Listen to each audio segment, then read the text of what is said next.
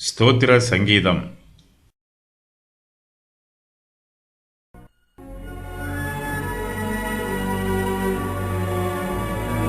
ஸ்தோத்திர சங்கீதம்.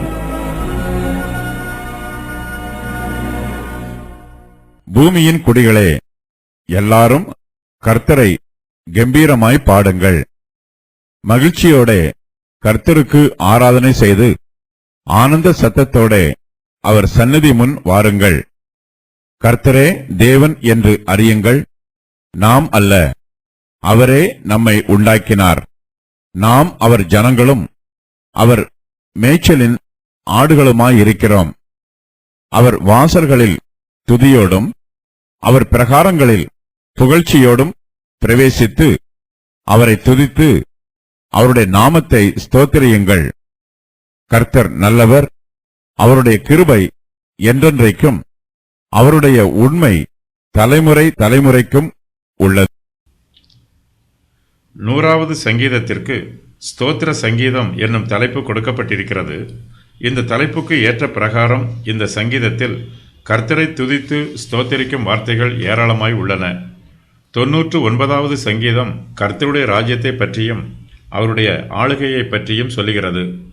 95 முதல் 98 வரை உள்ள சங்கீதங்கள் மேசியாவின் நாட்களை பற்றி விரிவாக எடுத்துச் சொல்லுகிறது. புறஜாதி மார்க்கத்தாரில் அநேகர் யூத மார்க்கத்தை பின்பற்றினார்கள். இவர்களை யூத மார்க்க தமைந்தவர்கள் என்று அழைத்தார்கள். 100வது சங்கீதம் விசேஷமாய் இவர்களுக்காகவே எழுதப்பட்டிருக்கிறது.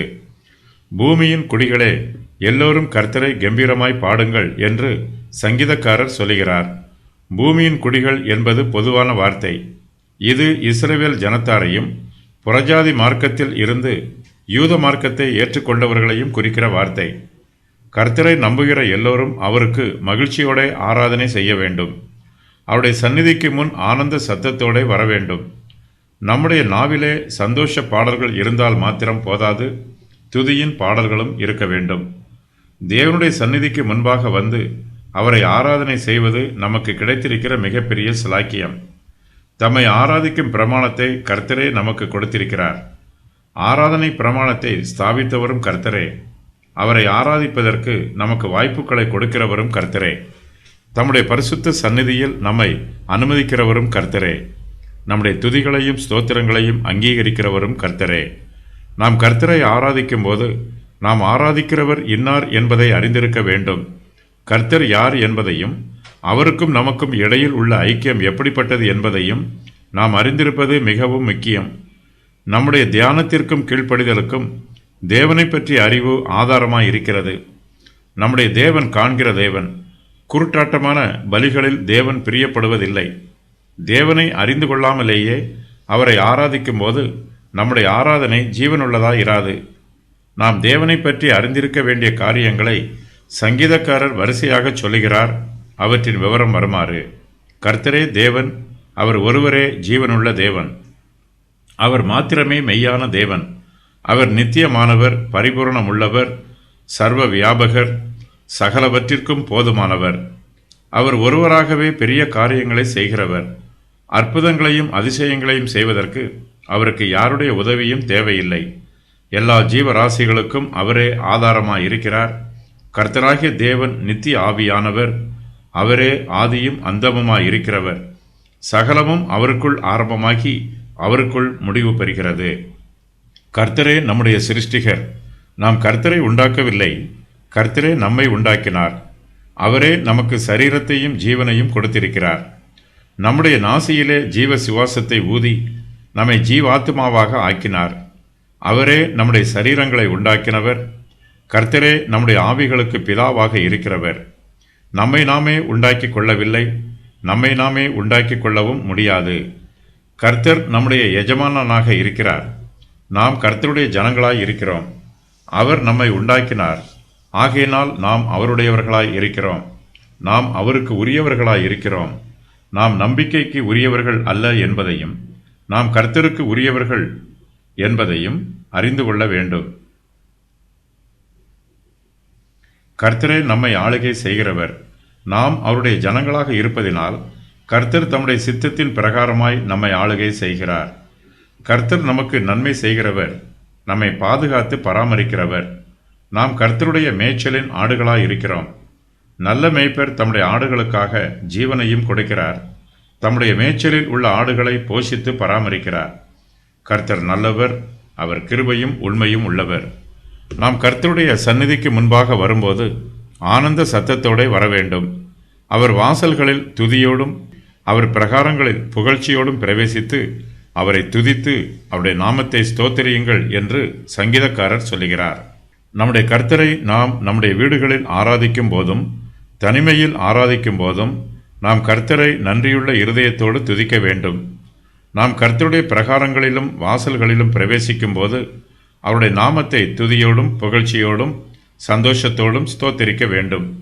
கர்த்தரை ஆராதிக்கிறவர்கள் சந்தோஷத்தோடு ஆராதிக்க வேண்டும். அவருடைய சந்நிதியில் ஆனந்த சத்தத்தோடு வர வேண்டும். கர்த்தரை துதிக்கும் போது சந்தோஷ கீதங்களையும் துதியின் கீதங்களையும் பாட வேண்டும்.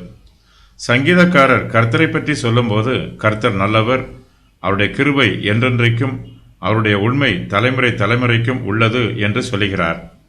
கர்த்தரை துதிக்கும் போது அவருடைய கிருபை பெருகும்.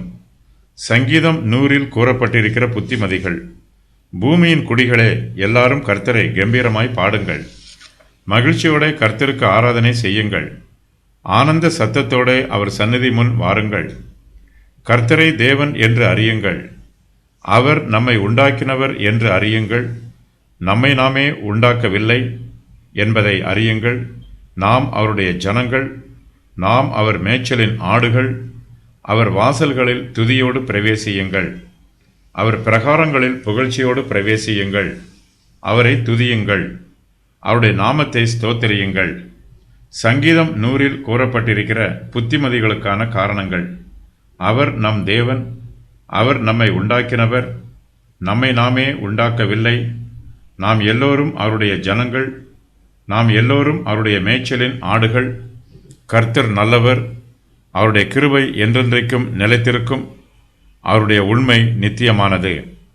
வேதத்தில் கூறப்பட்டிருக்கிற நல்ல காரியங்கள்: சிருஷ்டிப்பு, சுகமாய் இருத்தல், வாய்க்க பண்ணுதல், திடமனதாய் இருத்தல், தயை, தேவனை அண்டிக் கொண்டிருத்தல், துதித்தல், கிருபை, கர்த்தருடைய நியாய தீர்ப்புகள், உபத்திரவம், தண்டனை, சகோதரர் ஒருமித்தல், தேவனை கீர்த்தனம் பண்ணுதல், உபதேசம், ஏற்ற காலத்தில் சொன்ன வார்த்தை, மனமகிழ்ச்சி, மனைவியை கண்டடைகிறவன் நன்மையானதை கண்டடைகிறான், தூரதேசத்தில் இருந்து வரும் நற்செய்தி, கீர்த்தி, சத்தியத்தின் நற்செய்தி, ஆறுதலான வார்த்தைகள், நற்கிரியைகள், நல்மனச்சாட்சி, நியாயப்பிரமாணம், நன்மைக்கு ஏதுவாக நடக்கிறவைகள், நல் விஷயத்தில் வைராக்கியம், நல் நம்பிக்கை, போஜனத்திற்காக தேவன் படைத்தவைகள் நல்லதாயிருக்கிறது, தேவனுடைய நல்வார்த்தை,